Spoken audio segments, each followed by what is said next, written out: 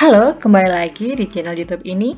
Pada kesempatan ini, saya akan menjelaskan analisis kelayakan proyek, cara menghitung internal rate of return secara manual.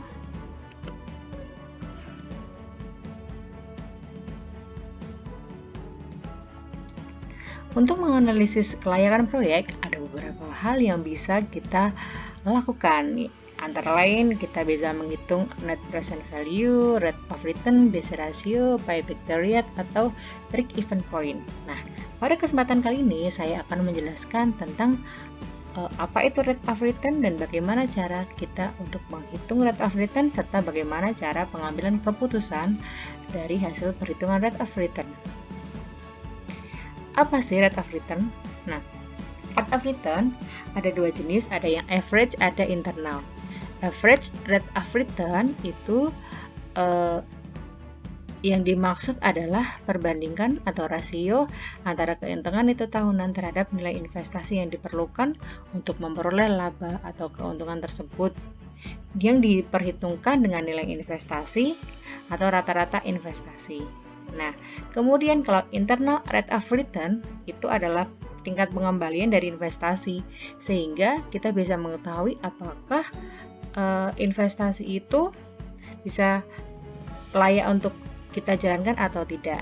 Nah, IRR menunjukkan tingkat discount rate atau tingkat keuntungan dari investasi yang menghasilkan net present value sama dengan 0.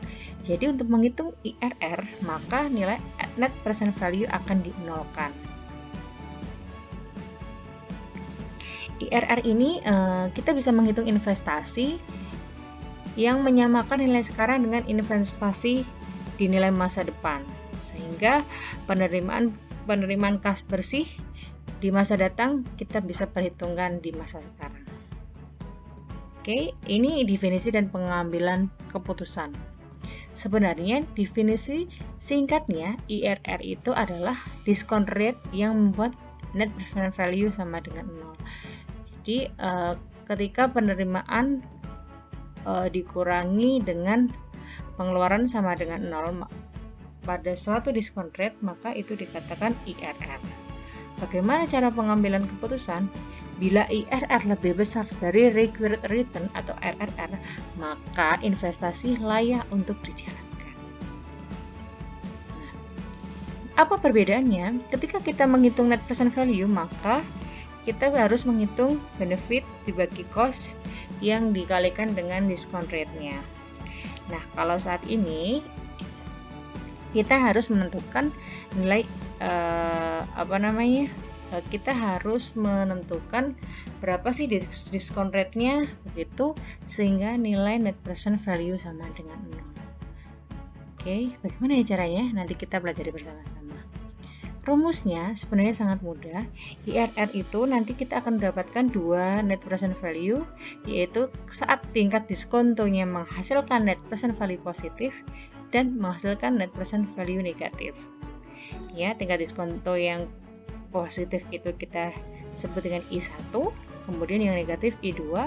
Net present value positif kita tulis dengan net present value 1 dan yang negatif kita tulis dengan net present value 2. Oke, ini cara pengambilan keputusannya sudah saya jelaskan tadi. Berarti kalau IRR lebih kecil dari SOX-nya tidak layak, kalau sama dengan kita hanya berada pada break even point. Tapi ketika lebih besar dari SOX, maka dia layak secara finansial.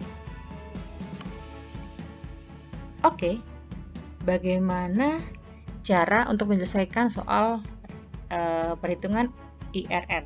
Pertama, kita harus menentukan faktor diskonto atau diskon faktornya. Biasanya ini dekat-dekat dengan nilai RRR-nya. Kemudian kita harus menghitung net present value-nya, karena tadi kan net present value sama dengan 0. Kemudian kita masukkan ke rumus IRR dan yang terakhir adalah membuat keputusan. Nah, menentukan faktor diskonto, bagaimana caranya? Nah, tadi sudah saya jelaskan, kita cukup melihat kira-kira dia dekat dengan RRR-nya. Tapi apa sih Bu faktor diskonto? Faktor diskonto itu adalah keuntungan finansial yang diharapkan di tahun masa mendatang. Gitu. Jadi tadi kelebihan IRR bahwa dia sudah pertimbangkan masa depan gitu. Jadi saya ulangi, tingkat diskon itu adalah tingkat bunga yang digunakan dalam menghitung nilai sekarang dari manfaat dan biaya tahunan yang diharapkan. Oke. Next kita langsung ke contoh soal. Sebuah perusahaan mempertimbangkan usulan proyek investasi sebesar 150 juta. Umur proyeknya diperkirakan 5 tahun tanpa nilai sisa. Kemudian arus kas yang dihasilkan dari tahun pertama sampai tahun kelima 60 juta, 50 juta, 40 juta, 35 juta, dan 28 juta. Asumsinya RRR-nya adalah 10%. RRR ini nanti yang digunakan untuk membandingkan dengan IRR. Jawabannya pertama, nah kita menentukan dulu diskon rate-nya. Karena tadi RRR-nya 10%, maka saya akan mencoba dengan menghitung antara 10%. Ya, saya akan mencoba di angka 10%. Oke, saya akan mencoba di angka 10%. Tapi sebelumnya, untuk mencari diskon rate caranya bagaimana, Bu? Pertama, kita bisa menghitung manual dengan rumus 1 plus N. Ini adalah persentasenya, T ini adalah tahun. Atau bisa menggunakan bantuan tabel diskon rate, bisa juga menggunakan Microsoft Excel sampai dengan PVI. I ini adalah diskonnya, N ini adalah tahun, kemudian 0,-1 seperti ini. Nah, ini adalah contoh tabel diskon rate. Ini saya ambil, misalkan saya nanti mau ngambil karena RR-nya 10, saya coba di 10% dan 14%. Nah, ini nanti yang harus kita masukkan angkanya dari periode tahun pertama sampai tahun kelima, tahun pertama sampai tahun kelima. Oke, sehingga kita peroleh seperti ini. Arus kas masuknya 60 juta dikalikan faktor diskonto 10% pada tahun pertama. Berapa? 0,901, tahun kedua 0,826, sampai dengan tahun kelima 0,6209. Seperti ini kita peroleh namanya present value.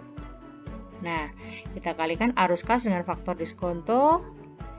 Di akhir kita peroleh total present value. Sama di faktor diskonto 14%. Di sini dari 0,8772 sampai 0,5194. Oke, seperti ini kita peroleh nilai present value-nya. Next, apa yang harus kita lakukan? Kita akan menghitung net present value-nya. Nah, untuk 10%, net present value-nya berarti nilai PV tadi dikurangi dengan modal awalnya yaitu 150 juta, kita peroleh 17 juta sekian. Untuk yang 14%, kita peroleh 153 juta, dikurangi 15 juta, 150 juta, sehingga sisanya 3 juta sekian. Nah, tadi di rumus NPV, rumus IRR itu harus ada net present value yang positif dan harus ada yang negatif. Bagaimana kalau belum ada yang negatif? Nah, artinya faktor diskonto yang kita gunakan harus lebih besar. Oke, saya akan mencoba di faktor diskonto 16. Nah, persentase ini bisa kita lihat di tabel, bisa kalian cari di tabel, nanti akan saya share juga tabelnya, bisa kalian hitung manual, bisa juga kalian menggunakan Microsoft Excel. Oke, arus kas kita kalikan faktor diskonto, ketemulah present value-nya, kemudian kita peroleh nilai total present value-nya 147 juta. Dikurangi dengan modal awal 150 juta diperoleh minus 2.800.000 sekian. Oke, sudah ada net present value negatif. Sekarang kita mulai menghitung IRR. Yang kita perlukan adalah I1 dari 10%, I2-nya adalah 16% ya. Yang negatif ya, I2-nya yang negatif. Kemudian kita bisa menghitung nilai IRR-nya. Pertama, I1 adalah 10%. NPV1 17 juta sekian dibagi NPV1 min NPV2 17 juta 200 sekian dikurangi minus 2.830 sekian, sehingga nanti nilainya jadi positif, diperoleh 20 juta sekian. Ini 17 juta 200 sekian dibagi 20 juta 41.000 sekian dikalikan dengan I2 min I1, I2 nya 16%, I1 nya 10%, didapatkan 6%, sehingga kita peroleh nilai IRR adalah 10,051%. Kesimpulannya, bagaimana?